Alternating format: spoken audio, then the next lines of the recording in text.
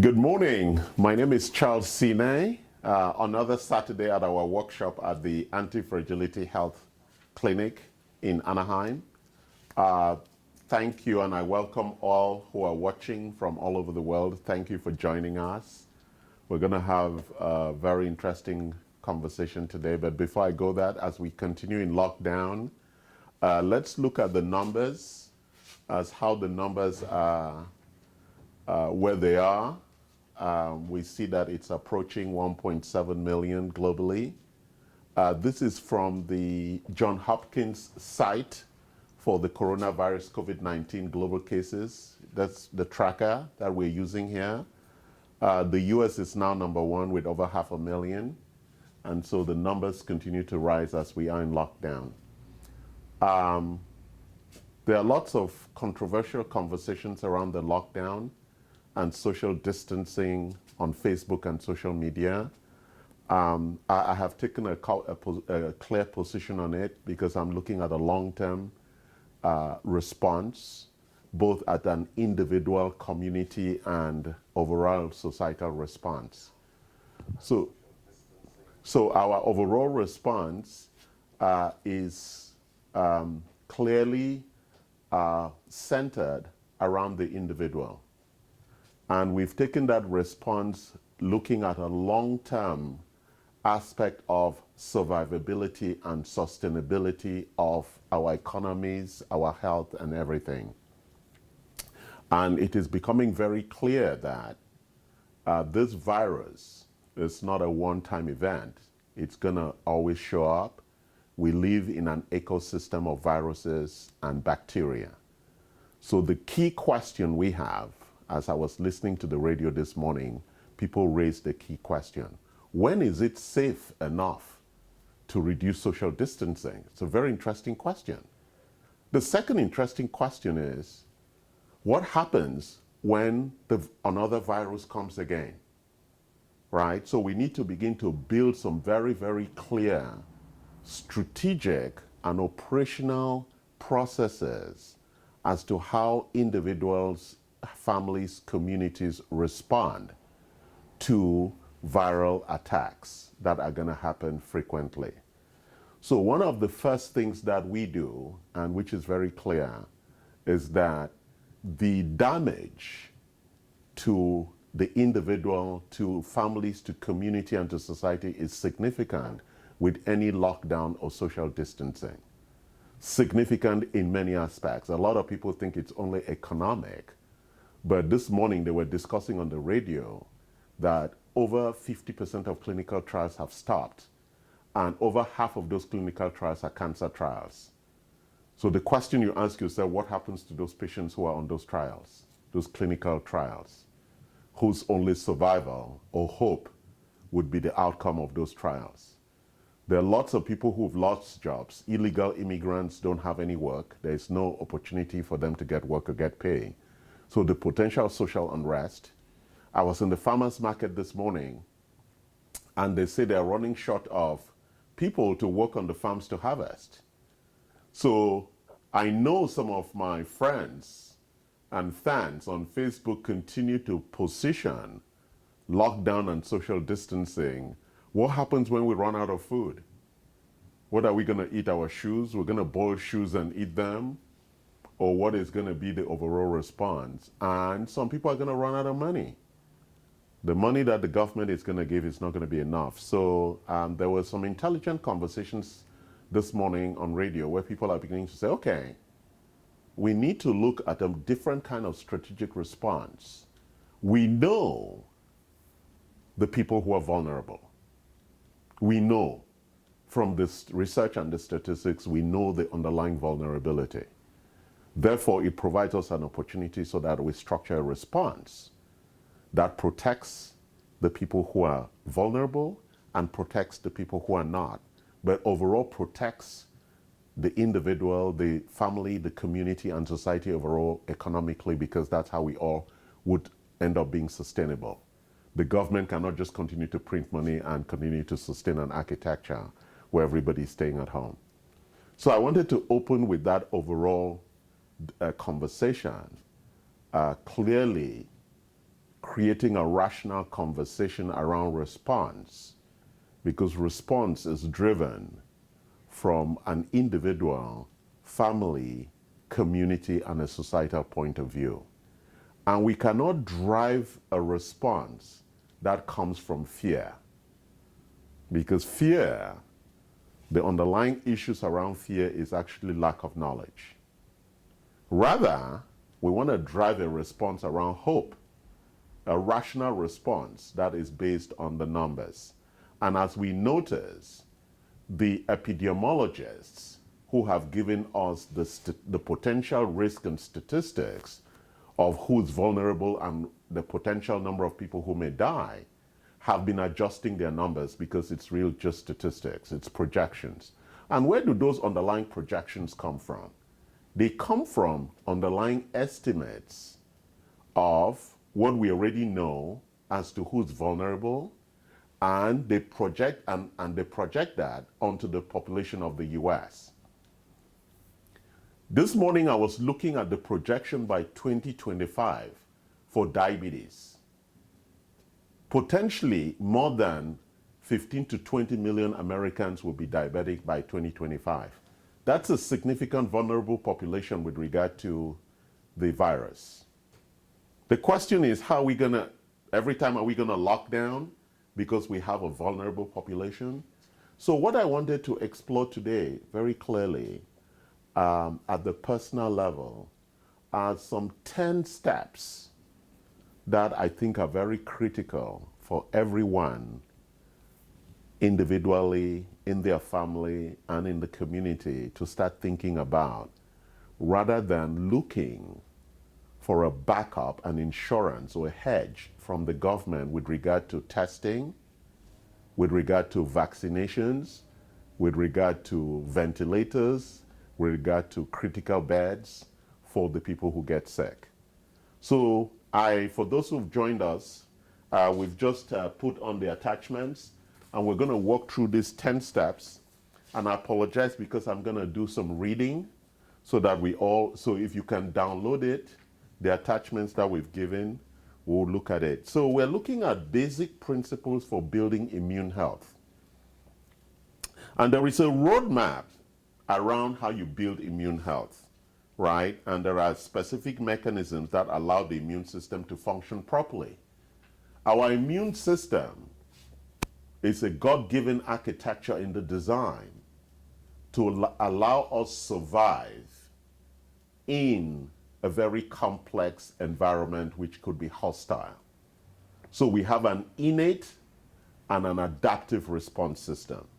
So last week I spoke about the innate and adaptive response system. So let's just go over that briefly, because most people don't really understand what the immune system is, and that the immune system is our army that defends us, protects and defends us against external and sometimes internally generated enemies, right?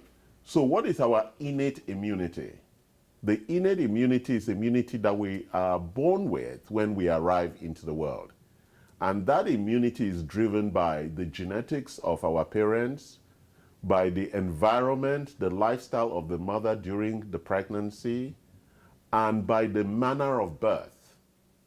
For children who come out the natural way, they come out already with a microbiome which is very enriched because of the bacteria they've been exposed to and viruses in the vaginal tract as they are born.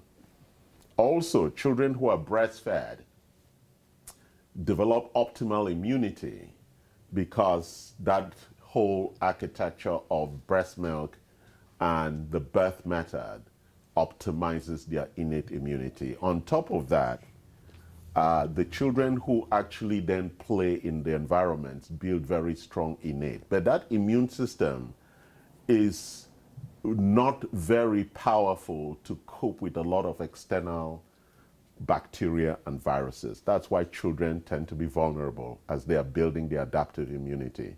The adaptive immunity then is driven by lifestyle and environment. And that's how over time and the vaccinations that we take early begin to build that adaptive immunity.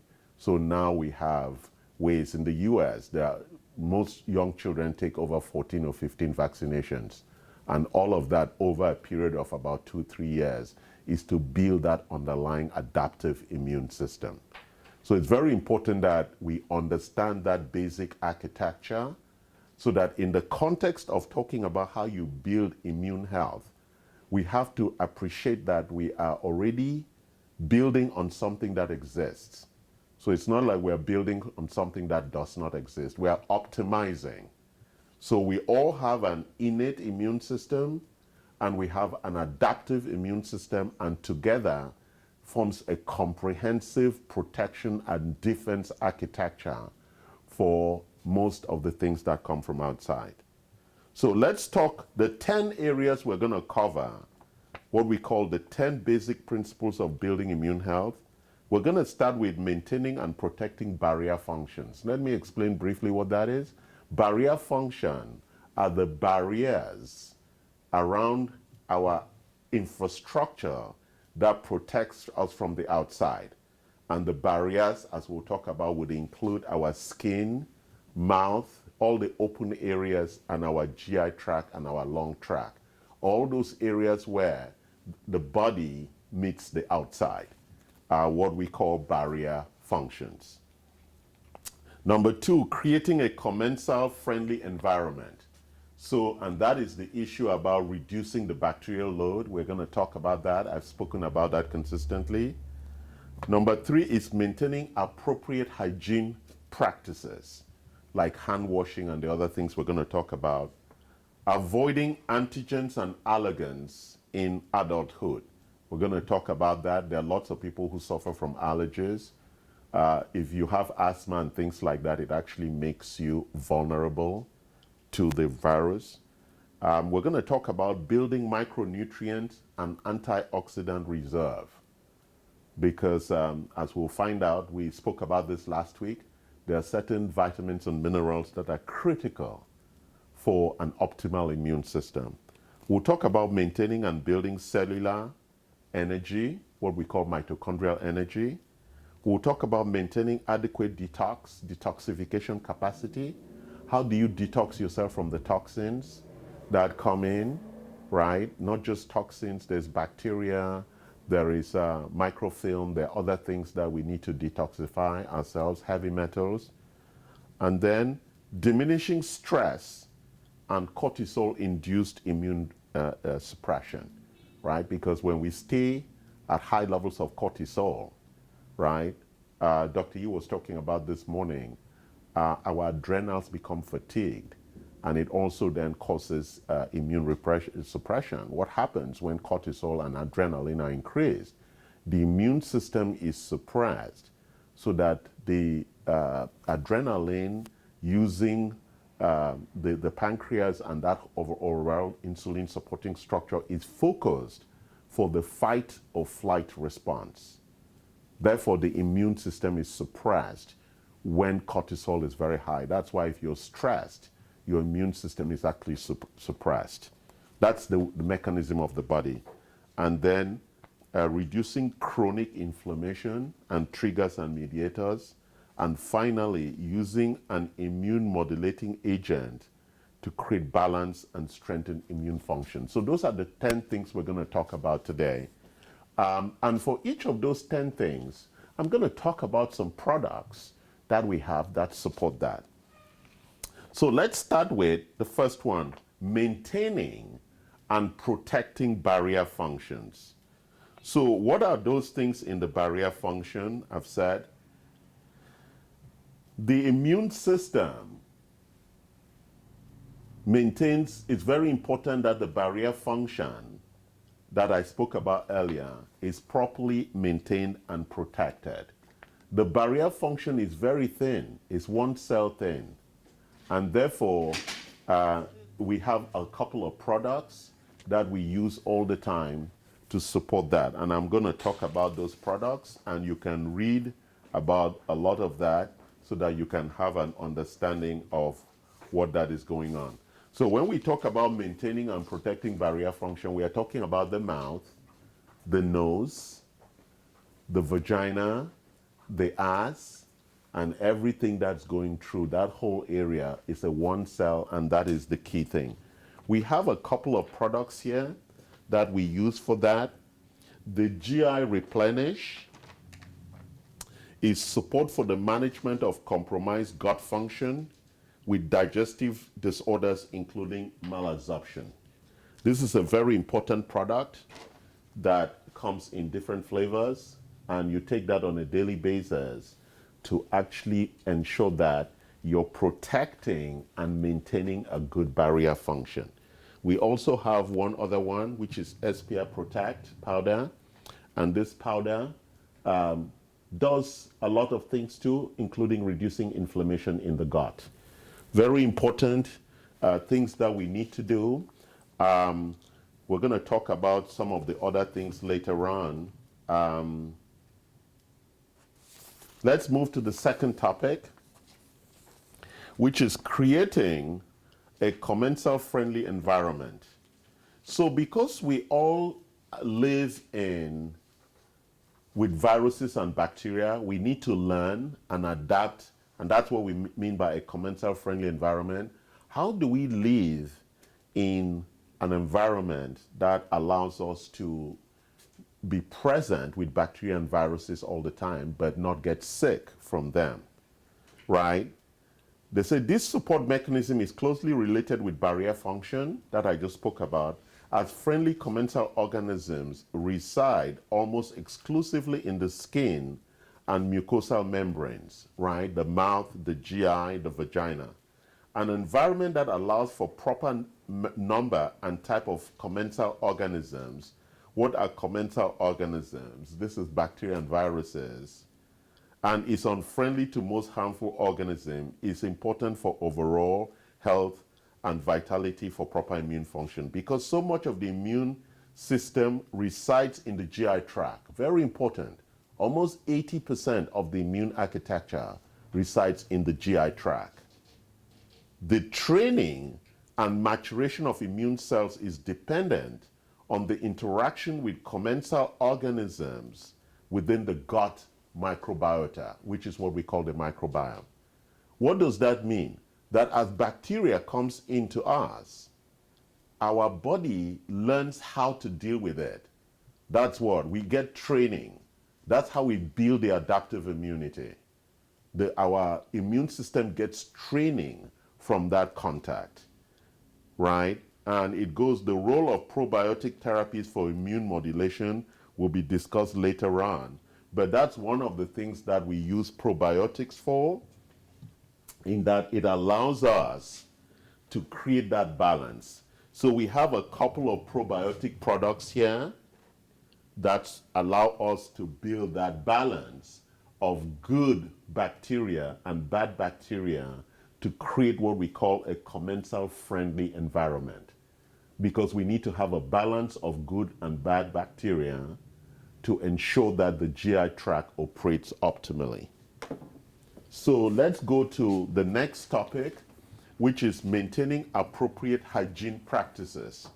Actually, last night I was having dreams about this because I was thinking when I went to bed, whether did I brush my teeth, right? I couldn't remember if I did brush my teeth. So brushing one's mouth and teeth and tongue is really critical in reducing the bacterial load. As we know, when we eat and drink, right, there's a lot of bacteria we're introducing, plus bacteria that already resides in our mouth. And that bacteria is growing all the time in quantity. So it is important for us to always maintain proper hygiene, also the cleaning of our nose, so that the air pathways, the hair that's in the nose, that also is there to block, that we clean that, we wash our face. Since we're always touching our face during the day, it's very important that we wash the face and we actually make sure all of that is clean, including the washing of our hands, right? Also showering and washing your feet is very, very important. So these appropriate hygiene practices are really critical in ensuring that we can maintain a very, very robust environment. And so let me read some of this, right? In the historic battle between health and infectious diseases stands the appropriate role of personal and community hygiene practices. We have kept our company open, both the research facility upstairs, the clinical research facility upstairs, and the clinic downstairs.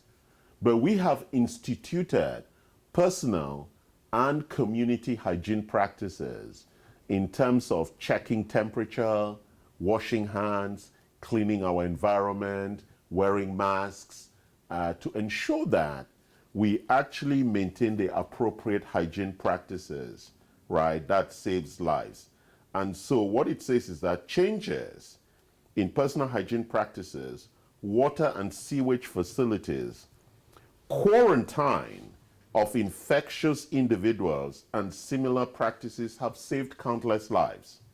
Where these practices are less common throughout developing nations, infectious diseases are still common and devastating. So this is really a critical issue. And for me, it was a surprise that we are still teaching Americans to wash their hands after they use the bathroom. And a lot of people, I saw videos on Facebook where people were eating with their gloves on, as if the glove, sorry, it's kind of confusing to even imagine that people think eating with their gloves on is protecting them, right? It's silly. So those gloves are already dirty. It's actually better to eat with your hands because you can wash your hands, right? Rather than eat with gloves that you don't. So it was really interesting, these videos. Anyway, let's go on. Ironically, the modern trend towards a highly sanitized environment in developing countries like the United States has led to a host of other immune-related and infectious diseases-related dilemmas. The overuse, abuse of antibiotics over the past half-century has led to a variety of antibiotic-resistant organisms difficult or nearly impossible to treat even in healthy subjects.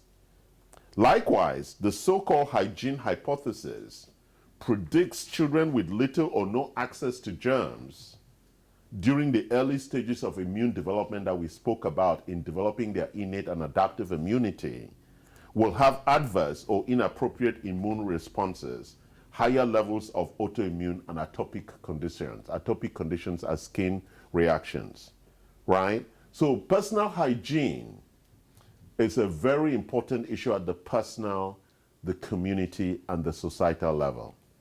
Unfortunately, one of the reasons why we have the lockdown is because it's very difficult to institute community and societal practices for hygiene, right? Because it requires personal responsibility and accountability around those practices. So even though I'm against social distancing and the lockdown, I understand the rational reasons why they are required, because how do we verify that my daughter who's sitting here washed her hands today, right?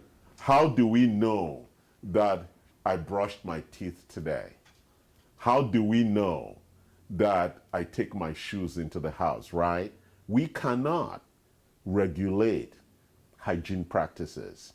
Therefore, the alternative, which is a very expensive alternative, is a lockdown and social distancing. Let's go to the next point, avoiding antigens and allergens. This advice appears basic, but it is fundamentally associated with the phenomenon of immune system aging, known as immunosenescence. As we age, our immune system appears less able to adapt to new strategies, right? You can't learn new tricks, right? That's the challenge when you get old. They say you can't teach an old dog new tricks. That's what happens with our immune system as it ages. It's difficult to teach it new adaptive strategies, right? when encountering new antigens. You see, that's why there's vulnerability with old people.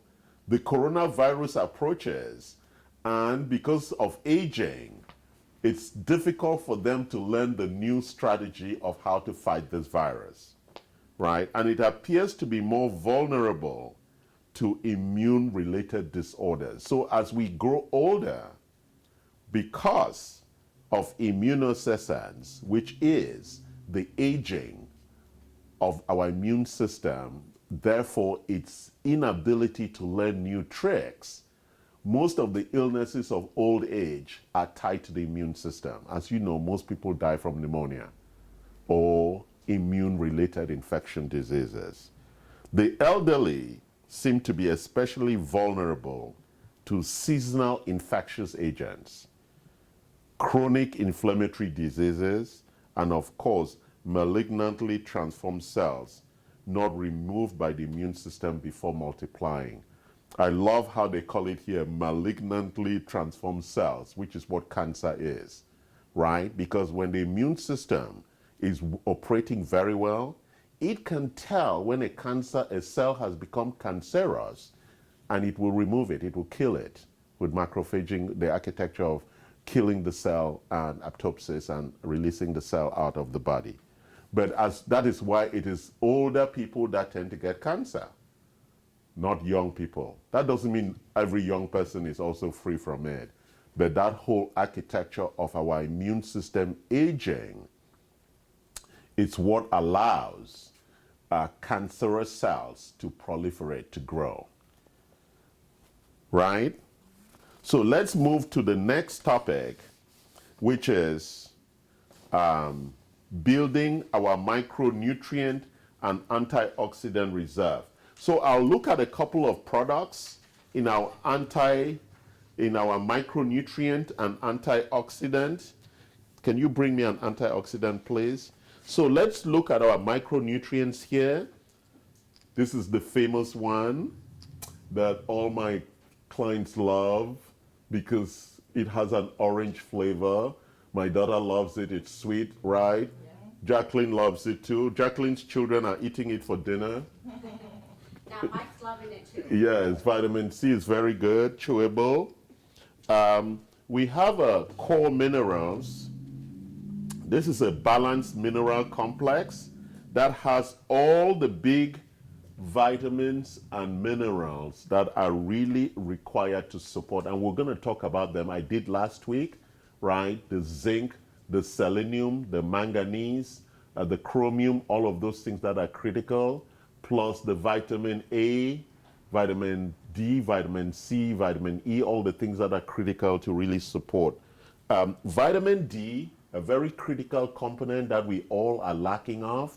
We have even high potency vitamin D that you can take weekly. That's a 50,000 unit one. And so it is important that we also have the antioxidants here.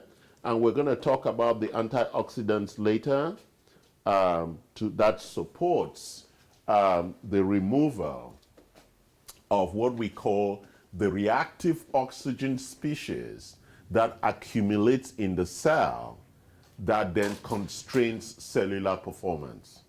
So let's talk about what this micronutrient and antioxidant reserve is.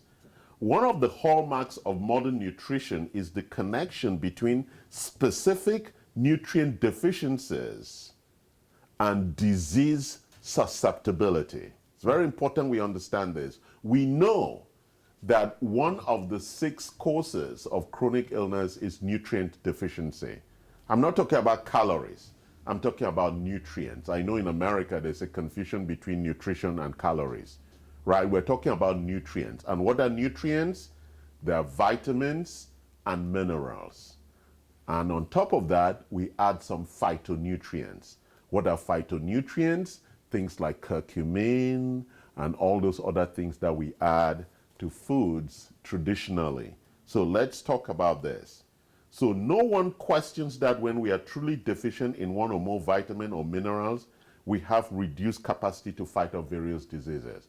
So when you have a nutrient deficiency, Again, what are nutrients? They're vitamins and minerals and phytonutrients, right, from plants.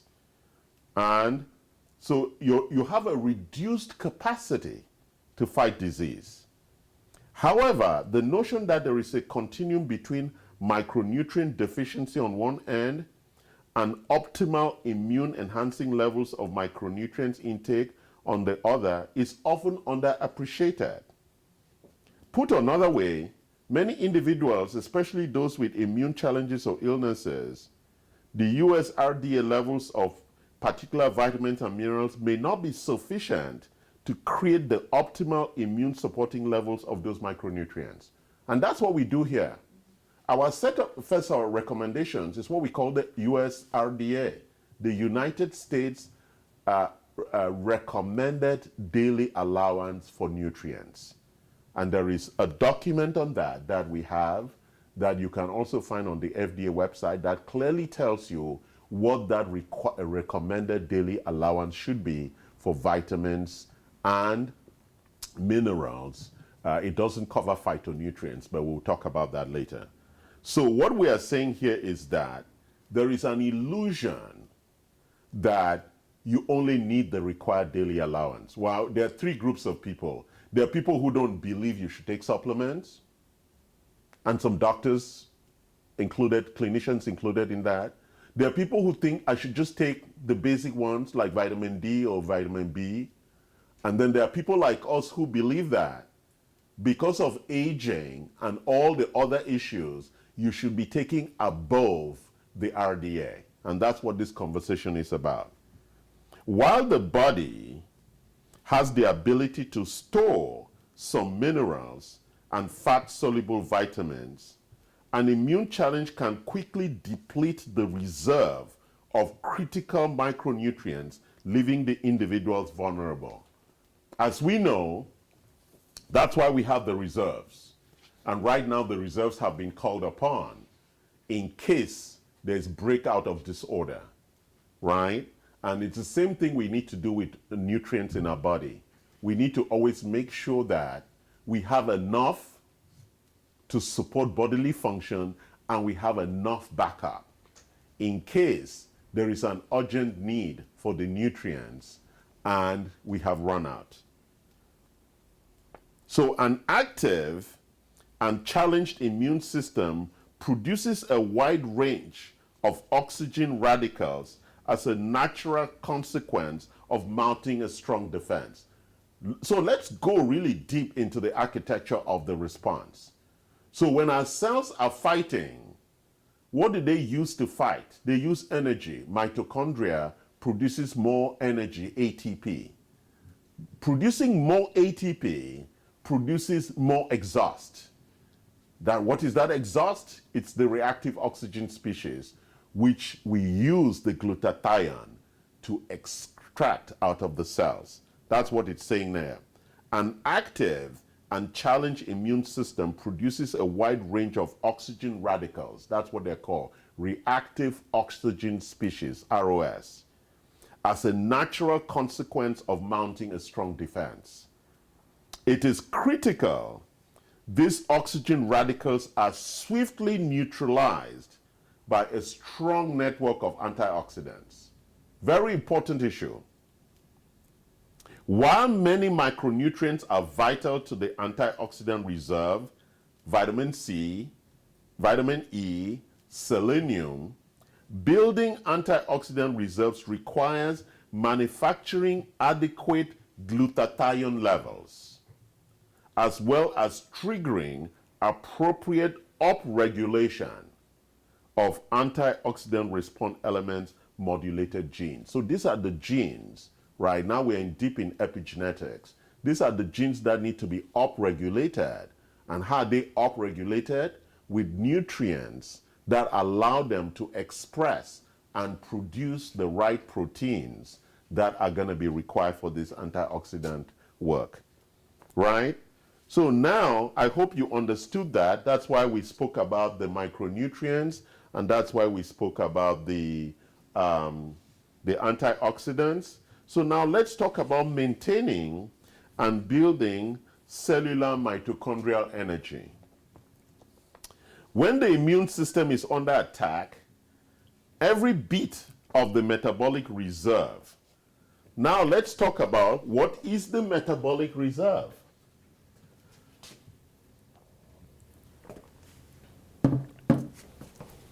What is our metabolic reserve? Our metabolic reserve is the capacity we've built inside of us to meet the needs of now and to cope with any emergency. That's what the metabolic reserve is, right? That every bit of the metabolic reserve available for energy can be quickly depleted, leaving the patient exhausted and even lethargic. And that's why as you grow older, you feel more tired because you don't have enough metabolic reserve. And there is the aging process itself. And this is, which is part of the classic illness syndrome. Most people, when they're ill, they have fatigue, they're tired a lot. And that is really at the core of this energy issue.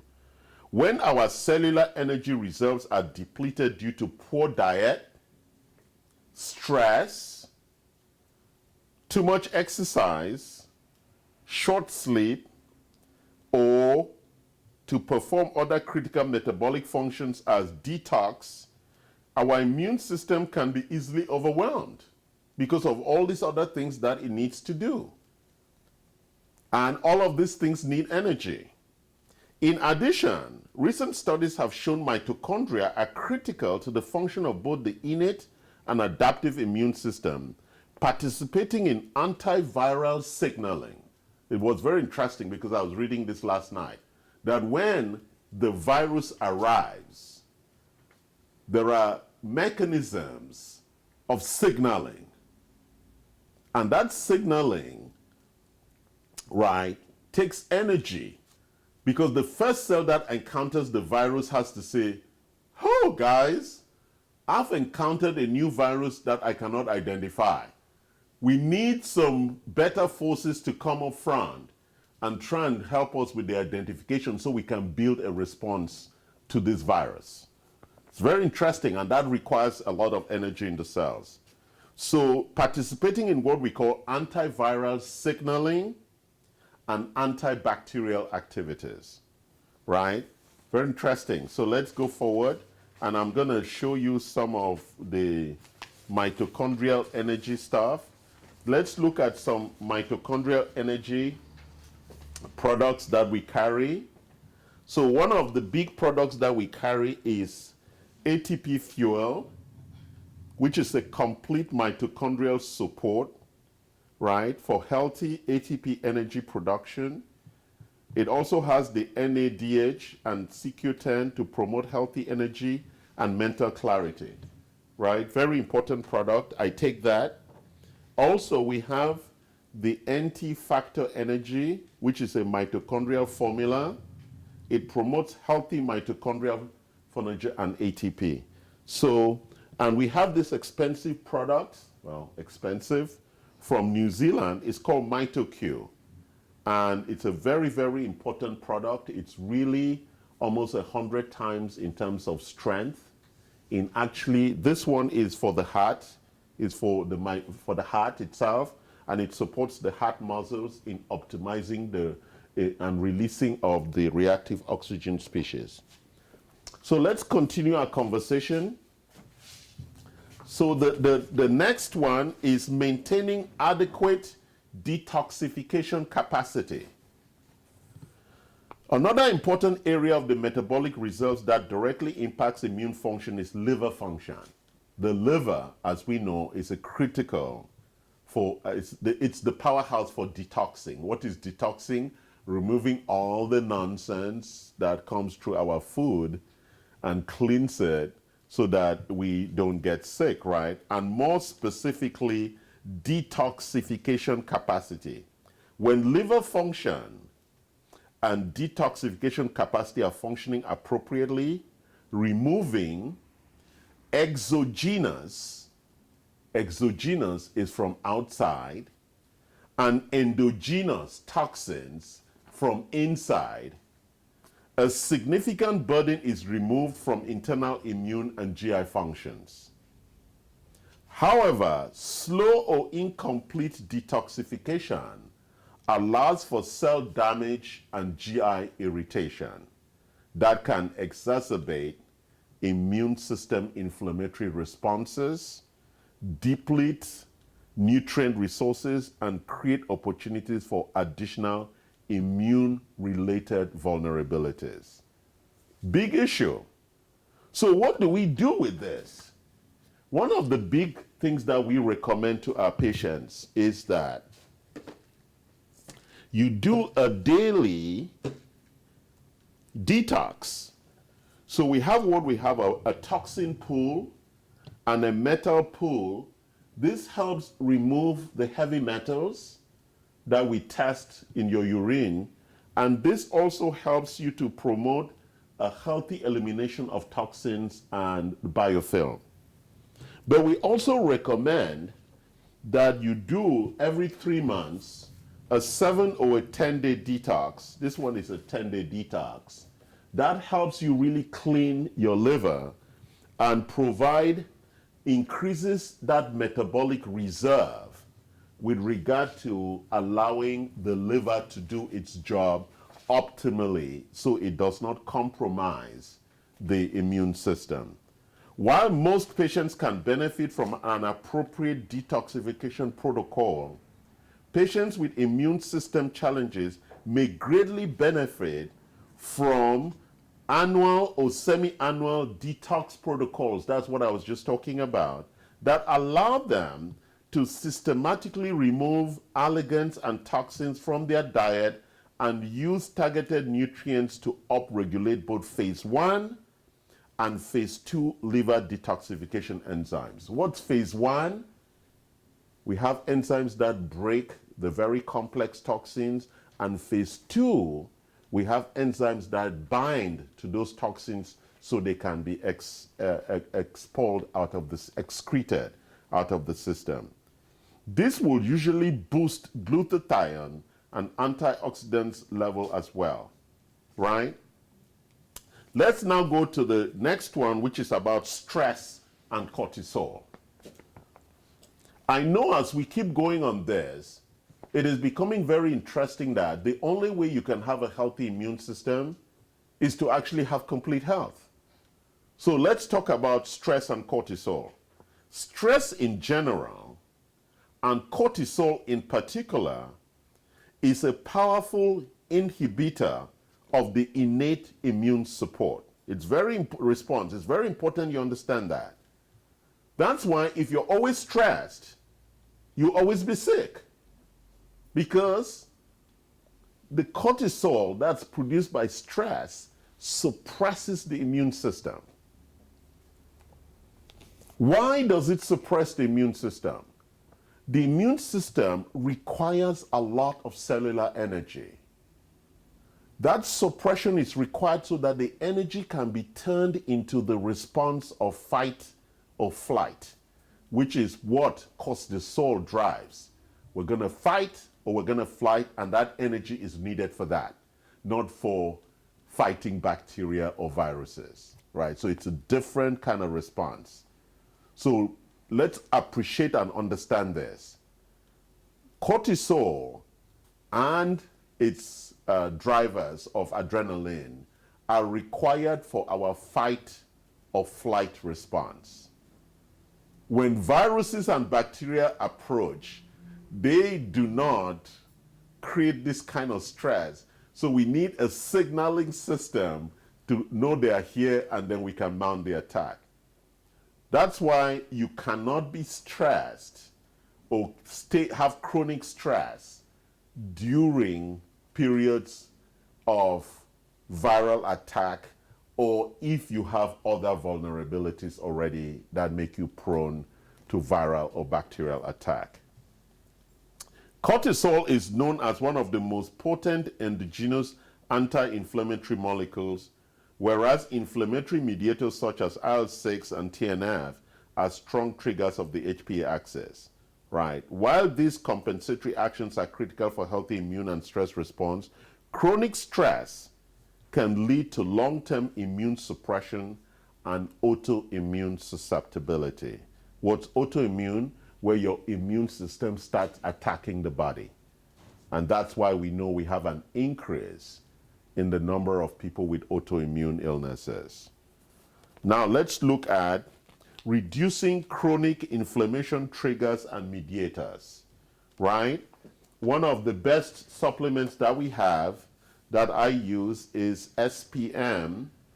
And SPM is, I have it here. SPM is very, very important in mediating and modulating inflammation. Some other time, I'm going to spend a lot of time talking about inflammation. Also, our NOx synergy is a very important aspect also for reducing inflammation. And very interesting, last week, when I was talking about melatonin, we found out that melatonin actually improves the immune system response to fighting the virus. And today, as I was driving in, one doctor who has recovered was narrating how most times his fever came only at night during his recovery. And we have associated lower melatonin levels with increased attack of the virus. So it is very interesting because melatonin is what regulates our night and day response architecture, what we call the circadian rhythm. So let's talk about these inflammatory triggers. Inflammation is one of the core functions of the innate immune system, and it is vital to healthy immune response. Yeah, right. And however, inappropriate or chronic inflammatory signaling is a hallmark of almost every chronic disease. So let's understand this. Inflammation is used by the immune system to manage its response. Why? Inflammation is a signaling architecture to say this is the point of attack where we need reinforcements. But most chronic illnesses also are associated with inflammation. So one of the things you want to do so that you don't overwork the immune system during an attack is that you want to take anti-inflammatory things or reduce the triggers so the immune system is not distracted from its main job of attacking the virus, right? Let's go to the next part, which is using immune modulating agents to create balance and strengthen immune function. So while the foundation of immune support is in building metabolic reserve, I want to go back and explain what the metabolic reserve is. The metabolic reserve is building capacity for daily function or normal function and for coping with emergencies. And what's an emergency? We have it all the time. Bacteria and viral attack, because you never know when they're going to attack. So the metabolic reserve, again, is building the capacity for normal function and emergencies. And we never know when that emergency is going to be required. While the foundation of the immune support is in building metabolic reserve, there are a number of ways to specifically enhance immune function using agents generally referred to as immune modulators. These agents vary in their mechanisms, but are mostly derived from plants and fungi. You know, before I spoke about phytonutrients. Some of these agents are antimicrobial, antiviral, antifungal, and antiparasitic. And we have a couple of them here. We have the thing that reduces stress so that we don't react unnecessarily. I didn't bring any of the products here for, where is our transfer factor? Transimmune factor and the fungi. the mushroom. Do we have the mushroom thing there? So I'll show you that later on. So these are things that while these agents stimulate or modulate immune function, don't forget they are called immune modulators, right? And what are they from? They're antimicrobial, antiviral, antifungal, and antiparasitic, which are the 4 things that actually attack us. Microbes, viruses, fungus, and parasites. So we move to the final page, I think. I'm getting to the final page. Or was that the final one? All right, so that was the last one. So let me then show you the modulators for the immune. This one is mycotachy, which supports the immune system under occasional stress. And it's a mushroom. We have the one that I take, transfer factor multi-immune. This is a complete immune. It helps with modulation for T1 and TH levels and NK levels. There is the transfer factor plus MC, which one is really for bacterial, antibacterial modulation. The biodisrupt is an antimicrobial. It's very important because it helps with overall histamine reaction. And we also have Histoquel, which is the other one product that we have.